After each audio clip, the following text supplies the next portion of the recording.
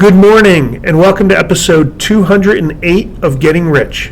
I'm your host, Rich Checkan, president of Asset Strategies International, and today is Wednesday, January 22nd, 2025. Well, a bit of wonderful news over the past week. Israel and Hamas have signed a ceasefire agreement, and they've begun exchanging hostages. We can only pray that this ceasefire holds, and we can put this horrible conflict behind us. Here near the nation's capital, we're in Rockville, Maryland. It is absolutely frigid, with temperatures in the single digits and dipping below zero with the wind chill factor. We're colder than Alaska here, and that has caused on Monday all the inaugural activities to be moved indoors in the freezing cold temperatures. But President Trump is heating things up with his pen, signing more executive orders than I could possibly share with you here today. I'll touch on some of the highlights. In his inaugural address, he mentioned that he felt he was saved for a reason, and that Monday was Liberation Day for the U.S. He vowed in executive order to end the weaponization of the justice system, announced that there are only two genders that would be recognized here in the U.S., male and female. He signed executive orders to reverse diversity, equity, and inclusion policies and hires.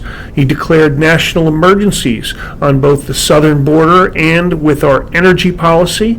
And he had pardoned the January 6th rioters.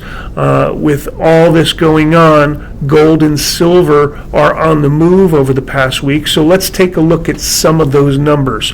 Gold is up 2.3%, nearing its all-time highs hit just prior to the election in November. Gold stands at $2,754.50 an ounce. It was $26.92.70 last week. Silver's up 2.1% to $30.81. It was $30.18 last week. Platinum is down 0.8% to $9.42 an ounce, down $8 from $9.50 its mark last week. Palladium is down 3.9%. It fell to $9.44 an ounce. It was $982 an ounce last week. The U.S.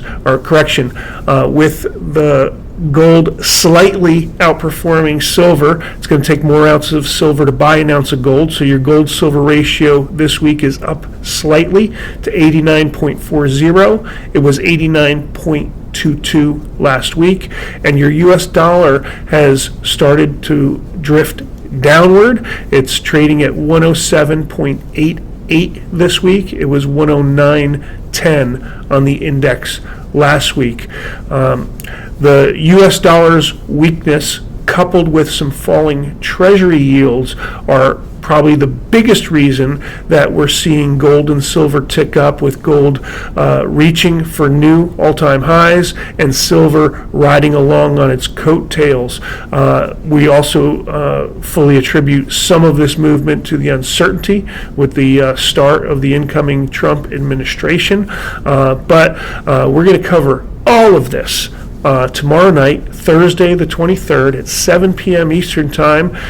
Myself, my co-host Adrian Day are going to have our first On the Move webinar of the year, and our guest is Brett Eversole of Daily Wealth and True Wealth. So we want you to join us for that. We're going to do our best to look at what a new Trump presidency means for the economies, for markets, and for gold and silver. We hope you join us. Sign up now if you have not already.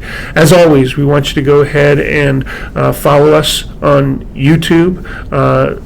Send us your comments and questions. Follow us on social media. Take our twice weekly, always something interesting alerts and our once monthly information line newsletter. And of course, come to our webinar tomorrow. But in the end, don't ever forget that getting rich starts with keeping what's yours.